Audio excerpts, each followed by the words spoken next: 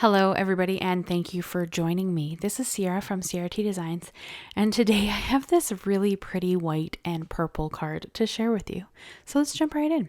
So I am going to hot foil first. I have this beautiful plate from Spellbinders. It is the Monoline Stars foil plate. And then I also have some foil from Spellbinders. This is the Aura color. So it's kind of like a gold base, but the shine is like a rainbow. It's beautiful in person. I hope the camera does it justice, but honestly, it's way better in person. So if you enjoy hot foiling and you haven't tried out this foil yet, you should grab it because it is stunning. I need to see if there's one that's similar in silver because I think that would be really, really pretty with like a silver base and then that same rainbow shimmer. I'll have to check that out. But I trimmed this down with my foil trimming tool, which is also by Spellbinders. And then I kind of cut it out to the size of my A2 panel. And then here you can see I have the Glimmer hot foil machine. It's just warming up. So I left my plate on top of it until it was warm and it says ready. That's what the green light is. And then I laid my foil on top of the plate pretty side down. Make sure you do that. I've done it wrong before, so it's not a big deal, but pretty side goes facing the hot foil plate. Then I set my A2 panel on top, and then I'm also going to lay my shim and my top plate on top and just let that warm up. And as soon as it's ready, I'm going to run it through my Big Shot. I use a Big Shot for everything that's manual. You can use a Platinum 6. I don't own the Platinum 6, so I just use my Big Shot for everything, but I have had no issues with that. I've never actually foiled on my HammerMill cardstock. And now this is sped up. So that tells you how slowly I'm rolling this through my Big Shot. Because I speed up my footage so you guys aren't sitting here bored watching me do things for, 10 minutes of just the same thing. So that tells you how slowly I have ran that through my die cutting, it is my die cutting machine. And it's going to turn out stunning. But I didn't know if it would or not. But here you go. I'm just going to do the reveal right there. And look at this foil. Like, it's just so pretty. If you love vibrant colors and rainbows like I do, it's so pretty. And then I had to try this little trick. So if you have a little bit of overfoiling, which I do in the center of a couple of the stars, you can use just an eraser, just a regular eraser, and just lightly kind of buff off or erase the overfoiling. So that's just what I'm doing right here. And I had no issues with that. It easily took off those few little areas that had a little bit of overfoiling. Now, it's not necessary. I didn't have bad overfoiling. I had just a touch of it. So it wasn't even really that noticeable. But on the off chance that you want to clean that up, you absolutely can with an eraser and just a gentle hand.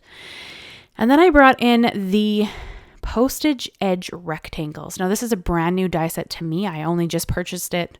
I think it got here like a week ago. And I've been raring to use it because I love postage stamps. If you guys have been with me for a while, you know that I have pen pals and I send a lot of mail and I love postage stamps. I just think it's a really cool shape. So I chose to buy the die set. There's also a square set that's like this too. I got the rectangle one because I do make A2 cards the most. I don't think there's like a slimline version, although if there is, I'll have to look into it because I like this shape. And you guys know that I really like to have dies that I consider like base pieces. So I like the slim lacy layers you guys see me use fairly often, that kind of stuff. I feel like those are like staples to your collection just because they can be used over and over and over as bases and they just add something a little bit extra rather than just a straight line. Don't get me wrong, I use just like a cut straight edge often in my designs, but I think this just kind of elevates it and gives it a little bit of something extra. And I am going to cut down that panel that I've hot foiled on. And I did use the inside. So the postage dies come with, I believe it's 8 dies. And there's 4 with that like a deckled edge. And then there's 4 with just this like straight edge with this little dotted design. So you can layer them up and have them look really pretty. And now sadly, I didn't quite have enough of the monoline foiled piece to not have to die cut the center of it. Not a big deal. You can't tell. I mean, you guys know because I'm showing you, but the recipient of the card wouldn't know when they received it that there is a hole in the middle of that panel. I generally don't like to do that just for structural purposes because I don't like there to be a chance for stuff to sag. But in this case, one piece of cardstock with no, I don't think that it would really make a difference. I generally don't do that, but for my design, I needed a little more of that paper. And no, granted, I could have hot foiled another one. I just chose to cut the center out because you wouldn't see it with that postage stamp piece in the way anyways. So I figured it was probably okay. And then I brought in the popular etched sentiments. So you're going to see me use pretty much the exact same dies I used in my last card, just in a vastly different way. So this says thank. I thought it said thanks. I don't know why I thought that. I just, I was having a moment. So I had to go and cut out the U as well so I could have thank you, because I was just going to have thanks, but it didn't work because that's, thank is not quite a full sentiment. So I cut out the U in the same purple cardstock I'm using here. This is Simon Says Stamps Royal Purple Cardstock. And I'm going to blend back on those colors. I like to blend a little bit of color on. I like that kind of ombre look, that little bit more drama. You don't need to do this. You could absolutely just leave it as the color of the cardstock. It's pretty on its own. This is just because I like to have a little more drama in my color and a little more interest. But by all means, you don't need to do that. You could easily just leave it. And then I decided I really wanted to layer it up and give it a little more dimension. Because this is a pretty, I'm going to say simple, though there are a bunch of things going on. For me, this is a fairly simple design, so I really want to add texture and dimension where I can. So that's why I'm going to go in and just cut out thank you 3 times out of that same royal purple cardstock so I can layer it up. And then on the top layer, I have that kind of ombre look with Villainous Potion and black soot. And it's literally like a touch of black soot. It's very, very minuscule because I don't want the purple to look black. I just want the purple to look dark. So you do kind of have to have a light hand for this, just because black soot will easily take over quite quickly. So just be aware of that if this is something you want to kind of recreate. And you could do this with any color. I mean, I've chosen purple because it's one of my favorite colors, but you could absolutely do this in blue or in teal or, whatever color you want to do. It's easily swappable for different colors if purple's not your jam, which is totally fair. And on this one, the H didn't quite cut, so I just kind of ripped it off and then trimmed the little piece that did not want to let go. And then I layered everything up, and I am using my reverse tweezers. I find these to be phenomenal, especially with the small dies like the word U. You guys know I have long nails, so sometimes holding very small things and adhering them together can be a little interesting for me. So the reverse tweezers are by far one of my favorite tools in the craft room, just for this, for anything detail oriented. And I just kind of adhered them all up. And as you can see, my ombre-esque layer goes on the top. And you did see me ink blend on those postage. I guess it's postage edge rectangles. Yeah. So the edge of the postage dies, I did blend those 2 colors on as well, just to add a little more interesting color. It's a little less obvious in this just because you don't see the center of the purple because that white layer is on top of it. But I like to add a little more interest. So for me, it was still worthwhile, even though you don't really see a lot of the lighter purple. You will see it on the sentiment though. So that kind of helps your mind know that the rest of the purple is, 2 shades or 3 shades of color. And then this is where, I honestly thought that I was going to be done at this point, and I felt like the card was missing something. So at first I thought I'd just add a couple of leaves and that would work really well. So I cut them out of vellum so it wouldn't take away from, the foiling in the background and whatnot. And I chose that. I felt like that wasn't quite what I wanted. So then I pulled the poinsettia out of the same Sprig's etched dies that I used for the video on Monday. And I cut 3 leaves, and then I wanted just the white base layer of this poinsettia because there are 2 more layers that actually create the leaves. So you can easily kind of layer it up and really make it really pretty. So I brought in the other 2 leaves and I cut 1 out of that same royal purple and 1 out of a leftover piece of that foiled cardstock. And I am going to put foiled cardstock on the inside as well. I didn't want to waste it. It's so pretty.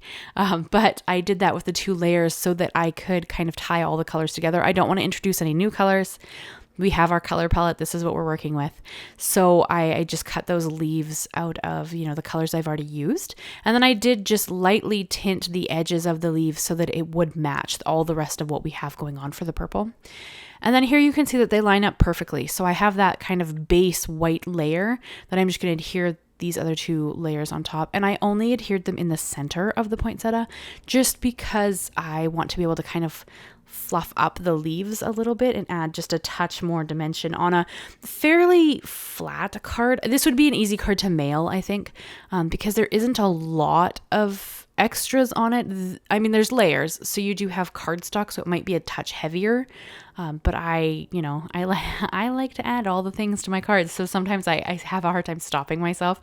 So I think the fact that I added just that one poinsettia and a couple of leaves was pretty good for me, because I like to add like 6,000 things. So now you're just going to see me adhere all my layers, trying to line them up so that they're centered. I think I did a pretty good job with centering them. It's always hard to tell when I'm sitting there, and then when I'm watching the footage back, I'm like, oh, that's not quite straight. But I think that they're fairly centered, so it looks pretty good. But I had a lot of fun with this set. I don't know. It's funny. Like, I usually, don't use a lot of dies in my creating. And then Spellbinders reached out to me and is like, hey, do you want to work with our dies? And I'm like, heck yes. So now I'm just having a lot of fun playing with all the dies. And of course, Mist had to come and check out what was going on with this card. I had to get her stamp of approval. So I'm just going to keep adhering some things. So I did adhere that poinsettia kind of down in the bottom left corner of the top layer, and then I'm going to do thank you kind of right beside it. And I am trying to get thank you straight. Again, sometimes I'm not quite on the mark, but I think that I got it pretty straight on this one.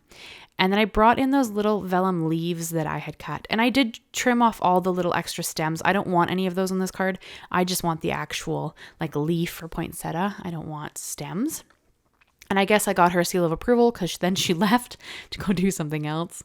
And I also only adhered the center of the poinsettia, so I could easily adhere these little leaves underneath. And I did cut a third one so that I could have 3 leaves coming off, because you guys know I like uneven numbers. That is just kind of my jam. I like how that looks. So I did end up adding 3 leaves to my poinsettia that kind of just sitting underneath it. And then I fluffed it up a little bit, and I am going to add a gem to the center, because why not? Sadly, I don't have anything that matches the foil in gems. That would be cool if I could have found like a gem that was quite similar. I don't have anything like that in my stash, which is really sad, because now I'm gonna have to go looking.